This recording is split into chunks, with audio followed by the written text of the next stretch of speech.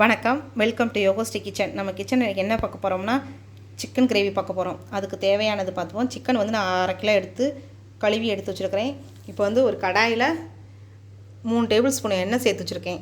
எண்ணெய் சேர்த்ததில் கொஞ்சம் சோம்பு, ஒரே ஒரு சின்ன பட்டை, ஒரு பிரிஞ்சி இலை சின்னது, ஒரே ஒரு கிராம்பு எடுத்திருக்கேன். இது நாளைக்கு சேர்த்துப்போம். இப்போ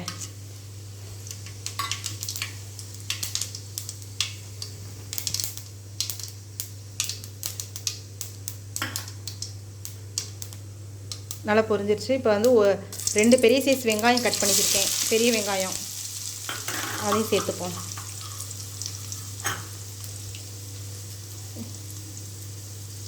ஒரு கொத்து கருவேப்பிலை சேர்த்துக்கலாம். இப்போ இது நல்லா வதக்கிக்கலாம். வெங்காயம் வந்து கொஞ்சம் நல்லா வதங்கட்டும்.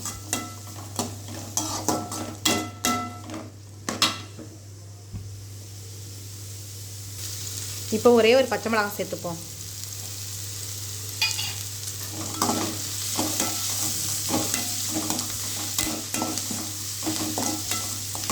இப்போ வெங்காயம் நல்லா இந்த அளவுக்கு வதங்கிடுச்சு. இப்போ தக்காளி சேர்த்துக்கலாம். நான் வந்து ஒரு மீடியம் சைஸ் 2 தக்காளியை கட் பண்ணி வச்சுருக்கேன். நீங்கள் உங்களுக்கு கிரேவி அதிகமாக தேவைன்னா என்ன வெங்காயம் அதிகமாக சேர்த்துக்கலாம், தக்காளி அதிகமாக சேர்த்துக்கலாம். தக்காளி வதங்கிறது கொஞ்சம் உப்பு சேர்த்துப்போம்.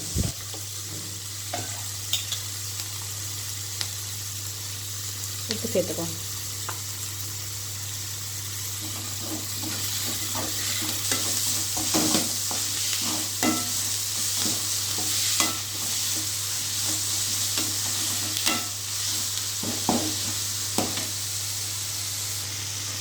இப்போ பாருங்கள், தக்காளி வெங்காயம் நல்லா இந்த அளவுக்கு வதங்கிடுச்சு.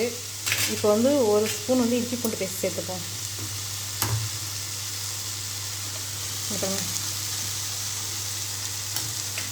நல்லா இஞ்சி பூண்டு பச்சை வாசனை போகட்டும். நீங்கள் கரம் மசாலா இருந்தால் கூட கரம் மசாலா சேர்த்துக்கிட்டிங்கன்னா 1 ஸ்பூனு, இந்த ஒரே ஒரு பட்டையும் பிரிஞ்சி இலை போட்டேன்ல, கிராம்பு ஒன்று, அதை நீங்கள் சேர்த்துக்க செலவில்லை. நான் கரம் மசாலா பொடி சேர்க்கல, அதனால் அதை சேர்த்தேன். 1/2 டீஸ்பூன் வந்து மஞ்சள் பொடி சேர்த்துப்போம். ஒரு 1/4 டீஸ்பூன் வந்து மஞ்சள் பொடி. நான் காஷ்மீர் சில்லி மிளகா பொடி ஒரு 2 ஸ்பூன் சேர்த்துப்போம். இது அதிகம் காரம் இருக்காது, ஏன்னா பச்சை மிளகாய் சேர்த்துருக்கேன். அதனால் உங்களுக்கு காரம் தேவைன்னா நீங்கள் என்ன சேர்த்துக்கலாம் கூடுதலாக.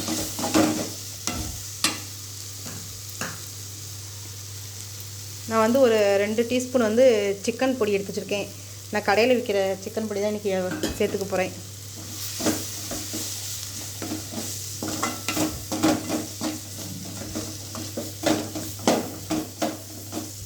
நல்லா இந்த அளவுக்கு பாருங்கள் வதங்கிடுச்சு. இப்போ வந்து சிக்கன் சேர்த்துப்போம்.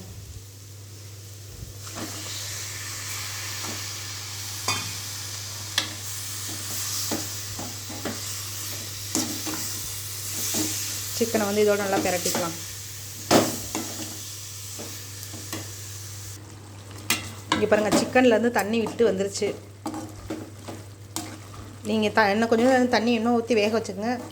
இல்லை கொஞ்சம் ஒரு மாதிரி கிரேவி கெட்டி பதமாக வேணும்னா இப்படியே விட்டுக்கலாம். நான் கொஞ்சம் நேரம் மூடி போட்டு வேகட்டும்.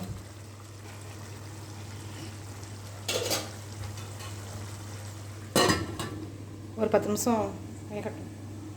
சிம்மில் வச்சுப்போம். பாருங்கள், நல்லா குழம்பு நல்லா கொதிச்சிருச்சு. இந்த மாதிரி நல்லா வெந்துருச்சு பாருங்கள் சிக்கன். இந்த ஸ்டேஜில் வந்து ஒரு 1/2 மூடி தேங்காய் நான் அரைச்சி வச்சுருக்கேன், அதை சேர்த்துக்கலாம். ஒரு 1/2 மூடி தான் இருக்கும் அரைச்சிருக்கேன். நீங்கள் வேணுன்னா கூட தேங்காய் சேர்த்துக்கலாம், இல்லாட்டி அப்படியே கூட இப்படி இந்த மாதிரி ஒரு கிரேவி மாதிரி இருந்துச்சுல, அந்த ஸ்பெஷலில் கூட எடுத்து ஊற்றி சாப்பிட்டா டேஸ்ட்டாக இருக்கும். தேங்காய் ஊற்றி சாப்பிட்டா இன்னும் இது ஒரு டேஸ்ட்டாக இருக்கும்.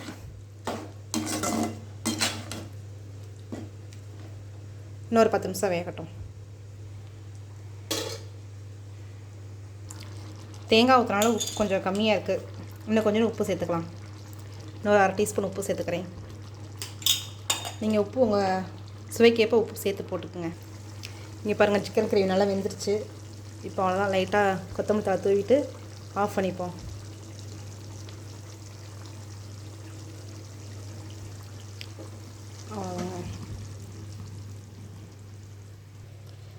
சிக்கன் கிரேவி ரெடி ஆகிடுச்சுங்க. இது வந்து சப்பாத்திக்கு இடியாப்பத்துக்கு சாப்பிட்டா சூப்பராக இருக்கும். புரோட்டா சாப்பாட்டுக்கு எல்லாத்துக்கும் நல்லா டேஸ்ட்டாக இருக்குங்க. உங்களுக்கு இந்த சிக்கன் கிரேவி பிடிச்சிருந்தா நம்ம யோகஸ்ரீ கிச்சனை சப்ஸ்கிரைப் பண்ணி வச்சுக்கோங்க. லைக் பண்ணுங்கள், ஷேர் பண்ணுங்கள், சப்ஸ்கிரைப் பண்ணிக்கோங்க மறுபடியும். தேங்க்யூ.